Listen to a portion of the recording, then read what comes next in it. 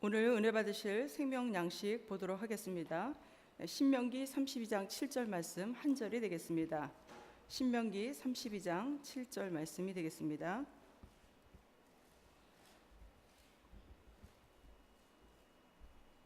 다 펴신 줄 알고 제가 받들어 읽도록 하겠습니다.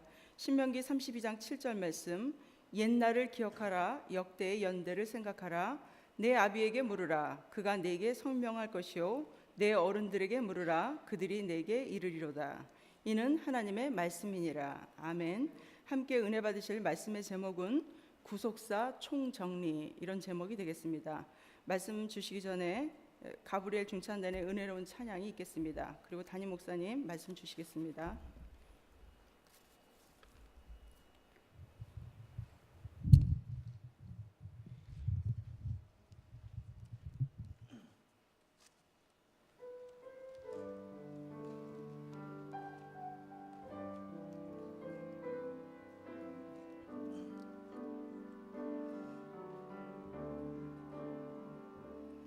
내가 천사의 말한다 해도 내 맘에 사랑 없으면 내가 지식과 믿음 있어도 아무 소용 없으니 사는 옮길 믿음이 있어도 나 있는 모든 것 줄지라도 나 자신 다 주어도 아무 소용없네. 사랑은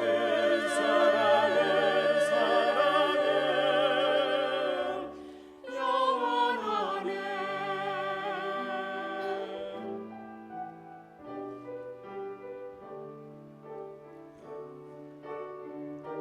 사랑은 온유하며 사랑은 자랑치 않으며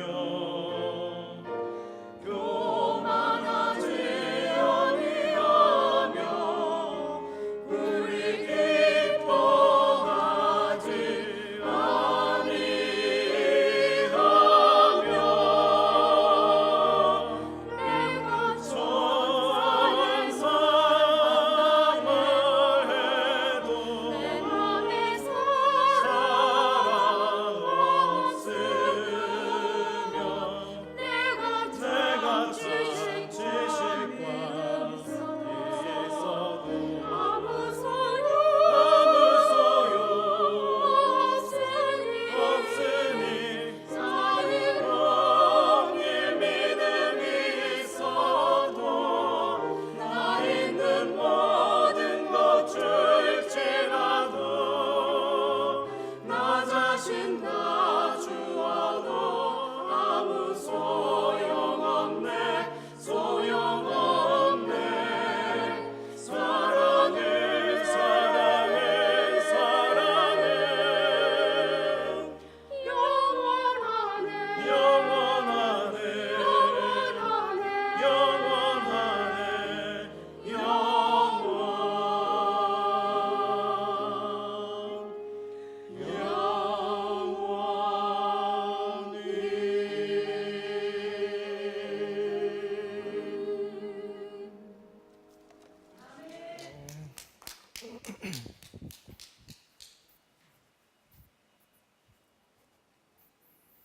할렐루야.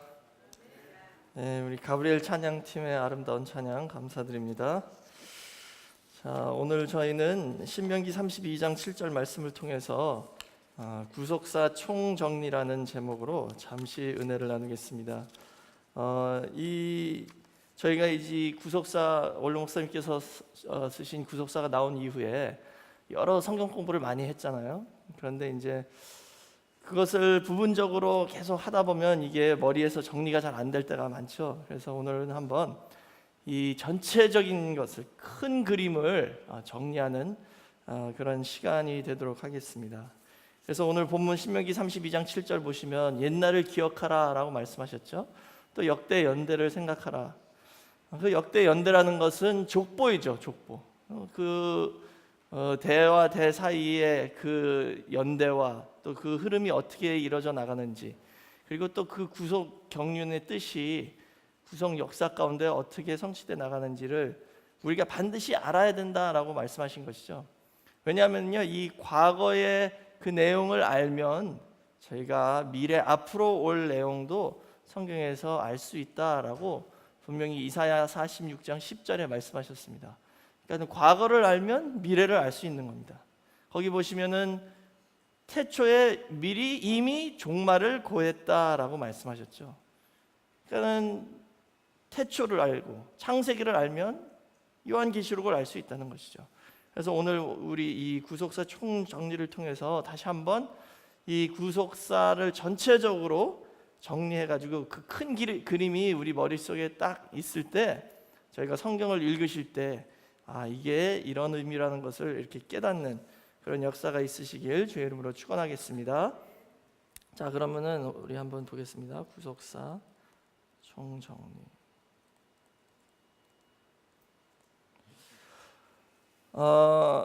이 구속사는 간단하게 말씀드리자면 창조와 타락과 그다음에 회복, 이렇게 세 가지 요소로 이루어지죠.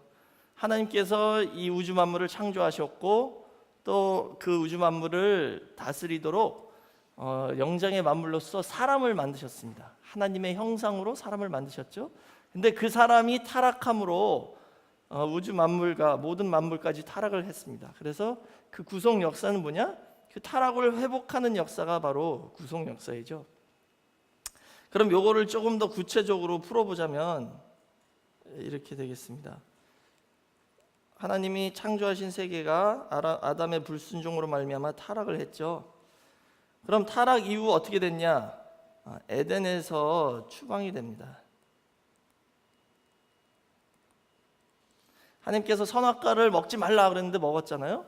그 선악과를 먹음으로 하나님께서 창세기 3장 22절 보시면 선악과를 먹은 사람이 생명나무를 먹으면 그 안에 있는 악이 영원히 살아남기 때문에 그렇게 하면 안 되겠다라고 말씀하시고 그 생명나무를 이제 따먹지 못하도록 에덴에서 추방시킵니다.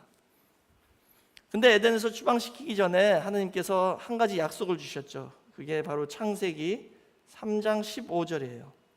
여자의 후손이 와서 이 모든 문제의 원인인 그 뱀의 머리를 완전히 박살낼 것이다 라고 약속을 주셨어요. 그래서 아담은 이제 그 언약, 그 약속을 받고 에덴에서 나왔죠. 그리고 창세기 3장 23절에서 24절 보시면 이 에덴으로 다시 어떻게 하면 돌아올 수 있는지를 직접적으로 말씀하시지 않으셨지만 여기서 암시하고 있습니다. 왜냐하면 내쫓으시면서 하신 말씀이 그 근본된 토지를 가르라 라고 말씀하셨어요. 땅을. 왜냐하면 지금 아담 타락으로 인해서 땅이 저주를 받았잖아요. 그래서 땅을 가르라. 그런데 이것은 저희가 잘 알다시피 우리 보이는 땅만이 아니라 우리 마음의 땅을 의미하는 것이죠. 그래서 거기에 그 죄의 결과로 가시와 엉겅퀴가 있는데 그 땅을 다 개간하면 하나님의 말씀의 씨가 뿌려져서 우리가 에덴으로 다시 돌아올 수 있다는 것을 암시하는 내용입니다.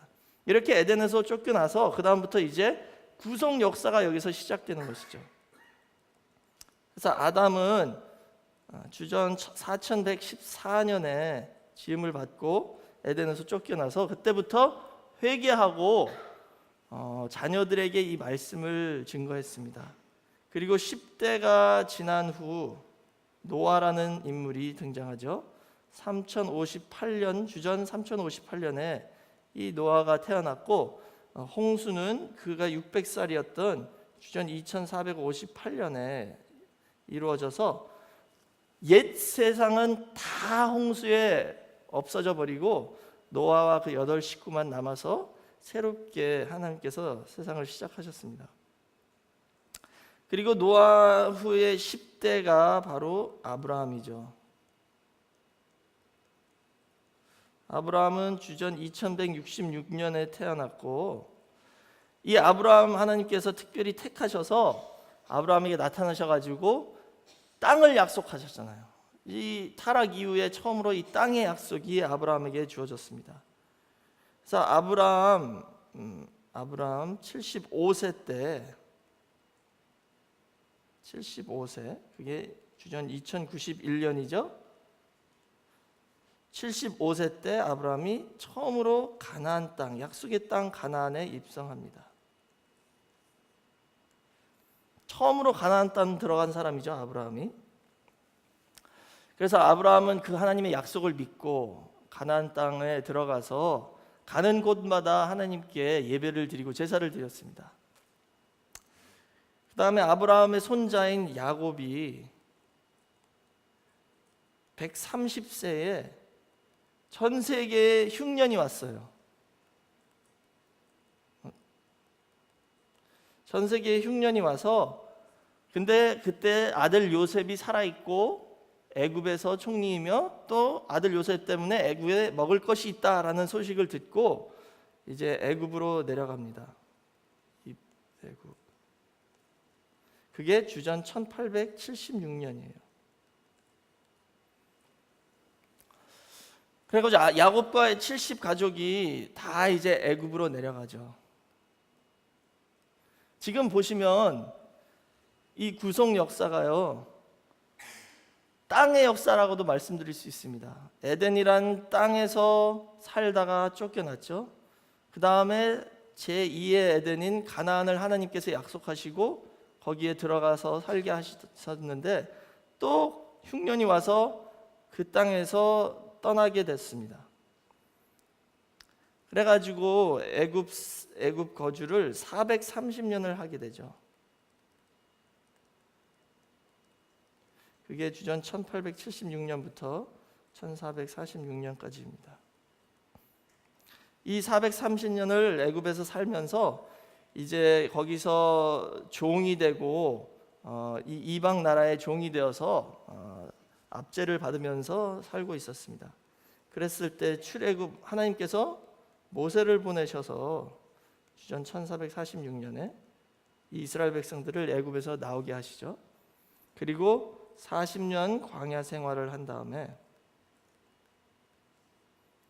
주전 1406년 1월 10일 다시 한번 가나안 입성하도록 하나님께서 역사하셨습니다. 여호수아를 통해서 가나안에 입성을 했죠. 근데 가나안 입성한 것만이 끝이 아니라 이제 가나안에 들어와서 16년 동안 정복하고 그다음에 분배를 했습니다. 왜냐하면 거기 가나안에 이미 다른 족속들이 가나안 7족속들이 살고 있었잖아요. 그래가지고 그들과 싸워서 그들을 다 내쫓고 땅을 정복하고 그 다음에 12지파 가운데 하나님께서 원하시는 대로 다 분배를 해서 이렇게 나눠주는데 16년이 걸려서 결국은 주전 1390년에 땅을 완전히 정복하고 하나님께서 아브라함에게 주신 횃불 언약이 성취되는 것이죠. 이 아브라함에게 주전 2082년에 횃불 언약을 주셨어요. 그건 뭐냐? 너와 너 후손들이 이 땅을 떠나게 된다라고 미리 예언하셨죠. 근데 떠나지만 반드시 다시 돌아올 것이다. 미리 약속을 해주셨어요. 그래서 400년을 이방 나라에서 괴로움을 받지만 너의 자손들은 반드시 이 땅에 다시 돌아와서 이 땅을 차지할 것이다 라고 약속하신 게 횃불 언약인데 그게 이제 2082년에 주셨는데 그게 1390년 곧 692년 만에 성취됐습니다. 그래서 1390년에 여호수아를 통해서 땅을 다 정복하고요. 12지파가 다 자기 이제 그 땅을 분배를 받아서 자기 땅에 거하게 되었죠. 그러면 이제 여기서 다 끝이 나야 됩니다. 왜냐하면 이제 약속하신 땅도 있고 이스라엘 백성이 대적을 다 물리쳤고 편안하게 살고 있었는데 근데 이때부터 뭐가 시작하냐 하면은 사사시대의 시작이죠. 이 대적을 다 물리치면요 사람이 편해지면 그때부터 타락하기 시작합니다. 우리가 이 사사시대에서 그걸 볼 수 있죠. 사사시대는 1390년부터 1050년까지입니다.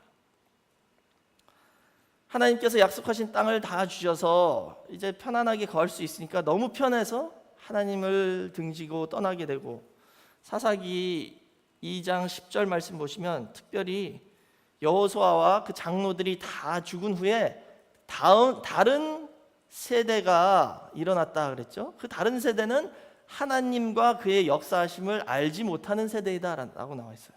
그러니까 구속사를 모르는 세대가 등장하니까, 이 신앙 전수를 받지 않은 세대가 등장하니까 그 윗세대 다 돌아가신 후에 이들이 하나님을 버리고 바알과 아스타롯을 섬기기 시작했다라고 나와 있어요. 이런 것처럼 오늘날 저희도 진짜 이제 살기 편하고 다 좋을 때에 더 중요해야 된다는 것이죠. 더 조심해야 된다는 것이죠. 그럴 때일수록 우리가 더욱더 열심히 기도하고 말씀을 읽고, 또 더 중요한 것은 후손들에게 말씀을 전수해서 그들이 말씀 안에서 잘 양육되어 하나님의 뜻을 받들어 이어나가는 그런 세대가 될 수 있도록 최선을 다하는 우리 늘품교회 모든 성도가 되시길 먼저 주의 이름으로 축원하겠습니다. 그래서 이 사사기에는요, 또 사사기 21장 25절, 사사기의 마지막 절인데요, 이 결론은 뭐냐? 왕이 없으므로 각 사람이 다 자기 소견대로 살았다라고 나와 있어요. 그러니까 왕이 없는 때입니다. 하나님의 주권이 없는 때이죠. 하나님의 주권이 서지 못한 때입니다. 그렇기 때문에 아주 암흑한 시대였고, 그리고 이들이 이제는 어떻게 해요? 하나님이 왕이신데 우리도 다른 나라들처럼 인간 왕을 달라라고 요청해서 그때부터 이제 통일 왕국 시대가 시작됩니다. 통일 왕국 시대에 3명의 왕이 있었죠. 첫째 왕은 사울 왕이었는데요, 사울은 1050년부터 1010년까지 40년 통치했고, 두 번째 왕이 다윗이죠. 다윗도 역시 40년, 1010년부터 970년까지 통치했고요. 마지막 세 번째 왕은 솔로몬입니다. 솔로몬은 970년부터 930년까지 이 세 왕 다 40년씩 딱 정확하게 통치를 했습니다. 이 중에 다 아시다시피 다윗이 가장 최고의 왕이었죠. 다윗은 하나님의 주권을 세운 왕입니다. 그래서 예루살렘으로 1003년에 수도를 예루살렘으로 옮겼을 때 제일 처음에 한 일이 뭐냐면 언약궤를 예루살렘으로 모셔왔어요. 그 뜻은 뭐냐? 이 나라를 다스리는 참된 왕은 하나님이다라는 것을 보여주는 상징적인 행위였죠. 그래서 다윗이 그런 하나님의 주권을 세우는 왕이었는데, 또 이 똑같은 다윗이 그 후에 밧세바와 간음을 해서 이때부터 나라가 타락하고 쇠퇴기로 들어가기 시작했습니다. 그리고 그 아들 솔로몬도 역시 여자 때문에, 그렇죠?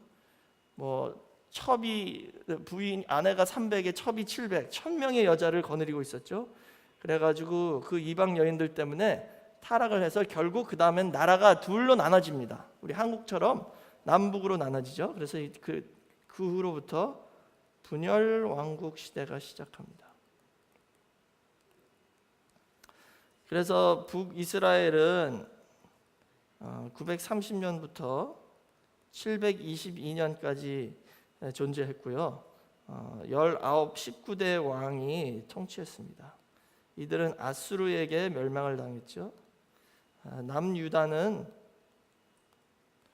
930년부터 586년까지 총 20대 왕이 통치를 했고, 이들은 바벨론에 의해서 멸망을 당합니다. 솔로몬이 타락해서 나라가 나눠진 이후에도 그 왕들은 계속 타락했죠. 그래서 이 왕국 시대는 계속 쇠퇴기, 계속 타락하고 내려가는 시대였습니다. 그래서 궁극적으로 이제 북이스라엘은 완전히 멸망당하고요. 남유다는 3차에 거쳐 바벨론으로 이거를 하는데요. 1차가 주전 605년이었고 2차가 주전 597년, 3차가 주전 586년 BC죠. 이때는 성전까지도 완전히 파괴됐습니다. 그래서 나라가 완전히 없어져서 여기서 다시 어떻게 돼요? 가나안에서 추방당하고 이때부터 바벨론 유수가 시작되는 것이죠. 근데 역시도 이 가나안에서 완전히 쫓겨날 때 직전에 하나님께서 뭐라고 말씀하시냐? 우리 다 같이 예레미야 29장 10절에서 14절 말씀 한번 찾아보도록 하겠습니다. 예레미야 29장 10절에서 14절 말씀.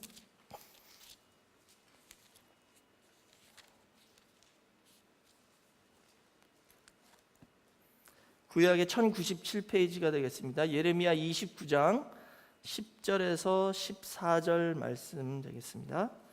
제가 읽겠습니다.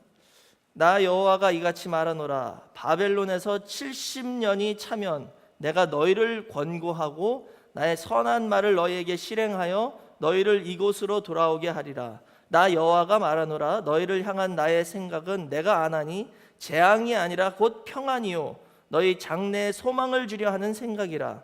너희는 내게 부르짖으며 와서 내게 기도하면 내가 너희를 들을 것이요 너희가 전심으로 나를 찾고 찾으면 나를 만나니라. 나 여호와가 말하노라. 내가 너희에게 만나지겠고 너희를 포로된 중에서 다시 돌아오게 하되 내가 쫓아 보내었던 열방과 모든 곳에서 모아 사로잡혀 떠나게 하던 본 그곳으로 돌아오게 하리라. 여호와의 말이니라 하셨느니라. 아멘. 그렇죠? 여기 보시면 분명히 땅에서 완전히 추방되기 직전에 예레미야 선지자를 통해서 하신 말씀이 뭐냐? 내가 너네들 지금 이 가나안에서 추방시키지만 완전히 내가 보내는 게 아니라 니네가 회개하고 기도하면 나 들어주고 돌아오게 할 것이다. 그래서 기간까지 딱 말씀해 주시죠. 70년이 지나면 너희 돌아올 것이다.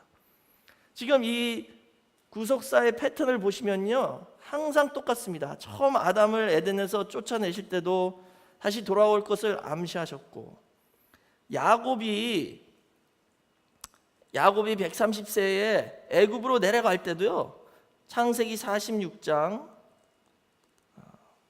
3절에서 4절 말씀 보시면 야곱이 내려가기를 두려워했죠. 근데 이때도 역시 하나님께서 내려가기를 두려워하지 말라. 내가 너와 함께 내려가고 너는 반드시 여기로 다시 돌아온다라고 약속해 주셨습니다. 그러니까 땅에서 추방시키시기 전에 항상 하나님은 이 약속을 거듭 재확증시켜 주셔서 영원히 떠나는 것이 아니라 다시 돌아올 것을 약속하셨어요.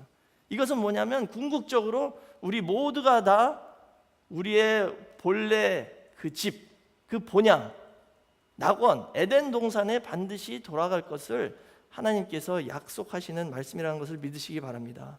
그렇기 때문에 이 말씀 믿고 있는 백성은 반드시 다 우리의 에덴을 회복하고 하나님과 영원히 하나님 나라에서 거하는 그런 축복이 있다는 것을 믿으시기 바랍니다. 그래서 이때 이제 가나안에 추방당해서 바벨론 유수 70년이 시작되죠.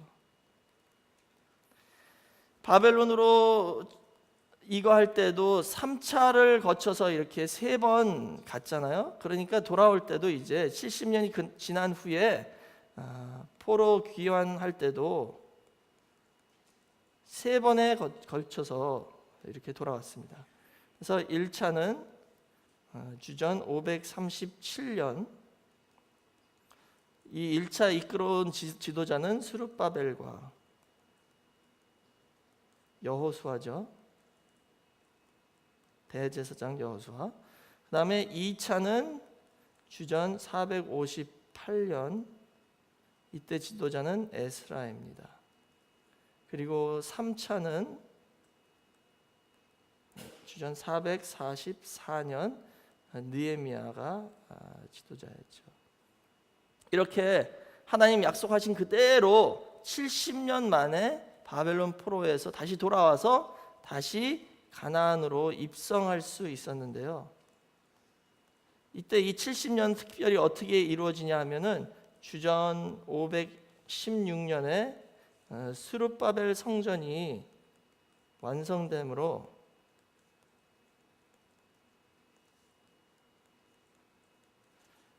여기 보시면 성전이 주전 586년에 파괴됐었잖아요. 그러니까는 여기 516년 정확하게 70년 만에 성전 관점에서 이 이스라엘 백성들이 다시 가나안 땅으로 돌아올 수 있게 하나님께서 역사해 주셨습니다. 그 다음에 이제 구약의 마지막 선지자가 말라기죠. 말라기는 약 주전 420년경에 활동하던 선지자였는데요. 이 말라기 선지자가 말라기서를 쓰고 구약이 여기서 끝납니다.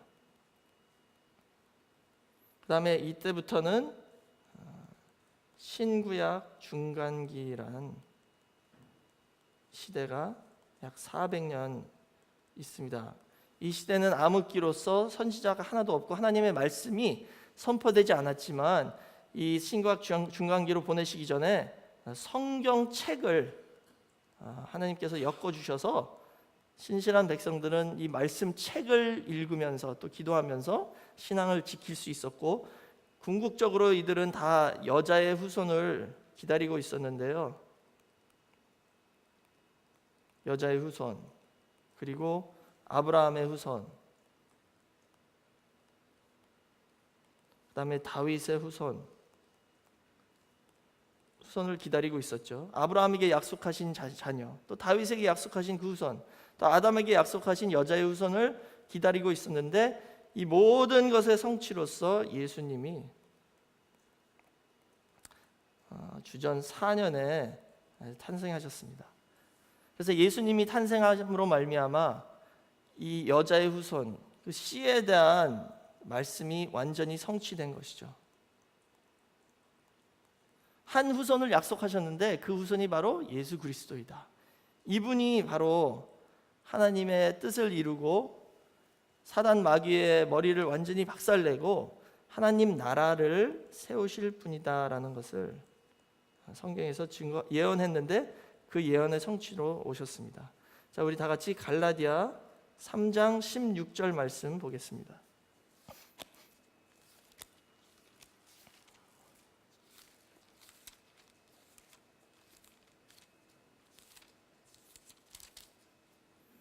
자, 갈라디아 3장 16절 제가 읽겠습니다. 이 약속들은 아브라함과 그 자손에게 말씀하신 것인데 여럿을 가리켜 그 자손들이라 하지 아니하시고 오직 하나를 가리켜 내 자손이라 하셨으니 곧 그리스도라 그랬죠. 여기 자손이란 단어는 히브리어나 헬라어나 씨를 의미합니다. 씨. 근데 단수예요. 한 씨. 그 여자의 후손, 또 아브라함에게 약속하신 한 씨, 한 자손, 그분이 바로 예수님이란 것이죠. 그래서 예수님이 오심으로 말미암아 이 모든 언약이 성취되는 것인데, 근데 문제는 이때 이스라엘 백성들이 하나님께서 약속하신 땅에 이스라엘 백성이 살고 있었지만 하나님의 그 약속하신 씨 예수님이 만왕의 왕으로서 오셨는데 그의 주권을 인정하지 않았어요. 그렇죠? 예수님을 믿지 않았죠. 요한복음 1장 10절 이하에 보시면 자기 땅에 오셨는데 자기 백성이 그를 영접지 아니하였다 그랬죠. 그렇기 때문에 사사시대와 비슷하게 똑같이 역시 이 이유로 이스라엘 백성들은 그 땅에서 추방을 당하게 될 수밖에 없습니다. 그래서 주후 70년에 로마 디도 장군이 와서 이스라엘 백성들을 완전히 점령하고 예루살렘을 완전히 파괴시키고, 이 유대인들은 그때부터 2000년 동안 나라가 없는 그런 백성으로, 이 디아스포라라고 그러죠. 전 세계에 다 퍼지게 됐고, 그때부터 유대인들이 이런 고통을 당해서 학살도 당하고 지금까지 이렇게 살아왔습니다. 이것은 레위기 28장 18절 이하에 하신 말씀처럼 하나님께서 우리에게 약속하신 그 땅은 거룩한 땅이래요. 그래서 거기서 그 땅에 사는 백성이 그 땅을 더럽히면, 하나님의 말씀을 지키지 않고 범죄함으로 땅을 더럽히면 그 땅은 그 위에 사는 거민들을 토해낸다라고 말씀하셨어요. 그런 땅이랍니다. 그러니까 오늘날 저희가 하나님께서 약속하신 그 거룩한 땅을 끝까지 간직하고 소유할 수 있는 비결은 뭐냐? 죄를 짓지 않고, 죄를 지었다면 즉시 회개하고 하나님 말씀을 잘 지켜서 그 땅에서 토함을 받지 않고 영원히 거할 수 있는 그런 백성이 되어야 된다는 것을 가르쳐주고 있습니다. 자, 이제 결론을 내리겠습니다.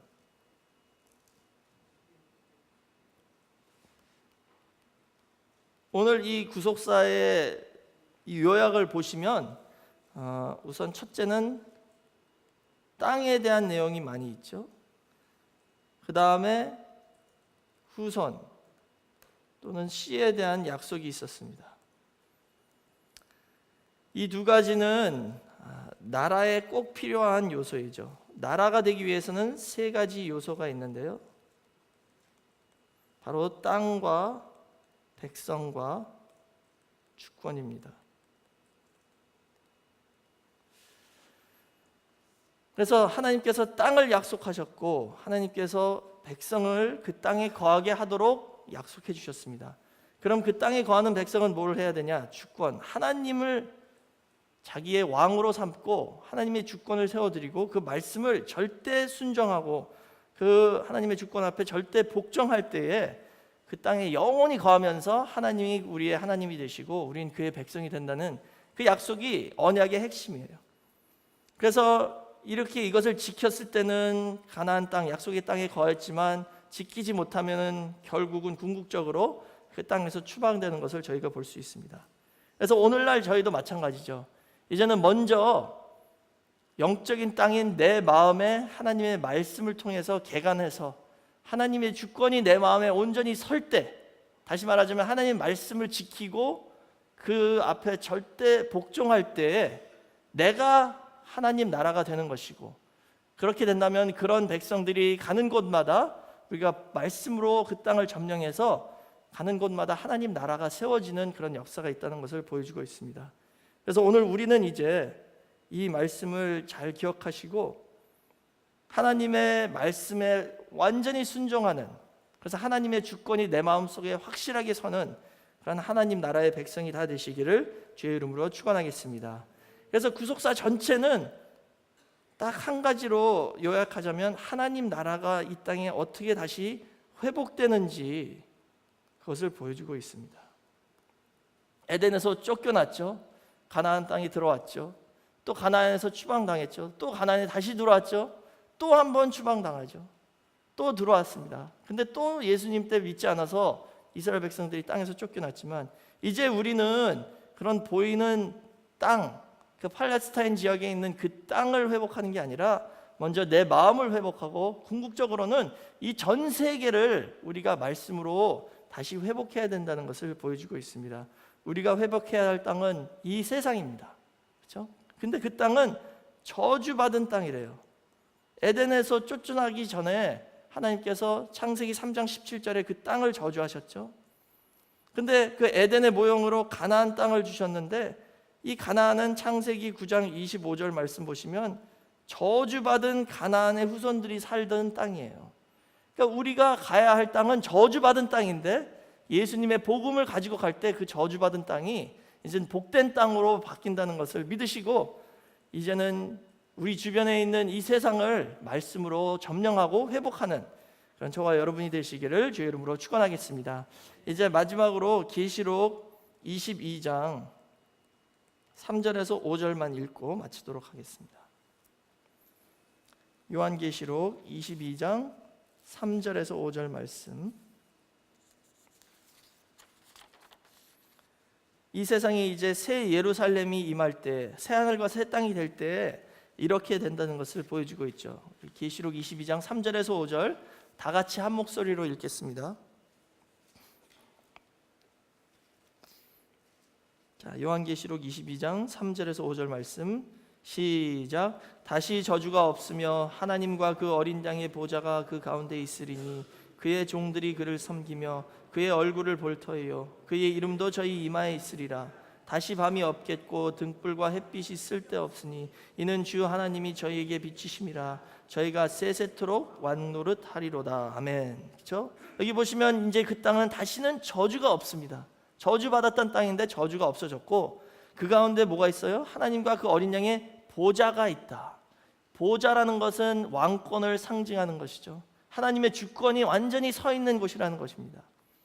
그리고 거기에서 마지막 5절의 끝부분 보시면 하나님이 신이 우리의 빛이 되셔서 그 하나님 아버지의 영광이 우리의 빛이 되어서 항상 그 영광을 바라보면서 살 때 우리가 어떻게 된대요?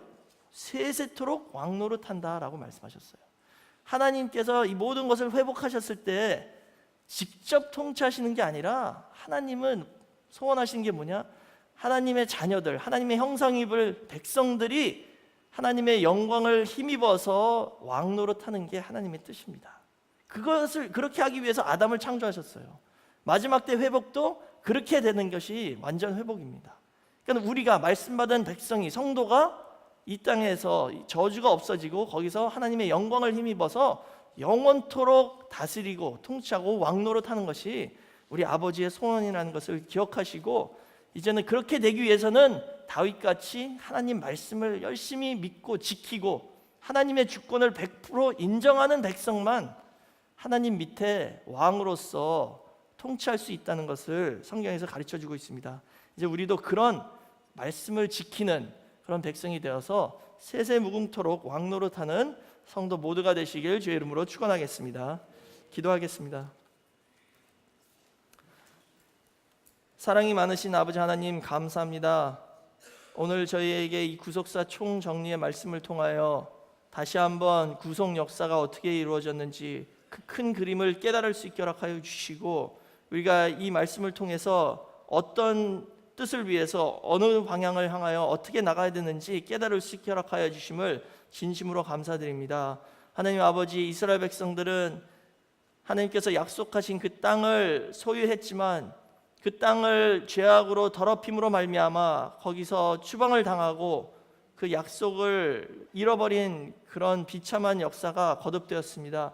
오늘날 우리가 그 말씀을 배우면서 똑같은 죄를 범하지 않도록 지켜주시고, 오직 말씀을 열심히 지키고 말씀을 열심히 순종하며 하나님의 주권에 절대 복종하는 백성이 되어서 하나님께서 약속하신 하나님 나라가 먼저 우리 마음속에 이루어지고, 더 나아가 우리 가정과 교회가 하나님 나라가 될 수 있게 허락하여 주시고, 또 우리가 살고 있는 이 뉴욕 땅이 하나님 나라로 거듭날 수 있게 허락하여 주시며, 더 나아가서 이제는 전 세계가 하나님의 주권을 인정하는 하나님 나라가 될 수 있도록 역사하여 주시옵소서. 그 뜻을 위하여 저희 온 생애를 바치는 성도가 될 수 있게 허락하여 주시옵시고, 늘 깨어있는 동안 그 뜻을 위해서 어떻게 이루어 나갈 것인지 고민하면서 기도하는 백성이 될 때 하나님께서 우리의 발걸음을 인도하여 주시고 하는 모든 일에 형통의 축복을 허락하여 주셔서 저희 힘으로 하는 것이 아니라 아버지의 위엄이 앞서가 주셔서 이루어지시는 그런 역사가 있게 허락하여 주시옵소서. 하나님 아버지의 영광에 힘입어 세세무궁토록 왕노릇하는 모든 성도가 될 수 있도록 인도하여 주시옵소서. 하나님께서 주신 그 축복에 감사하여 이 시간 헌금을 합니다. 바치는 손손길 다 기억하여 주시고 하늘 문을 열어주셔서 저희가 바치는 것보다도 천천만만배 더욱더 큰 축복으로 갚아주시는 그런 복된 역사만 있게 허락하여 주시옵소서.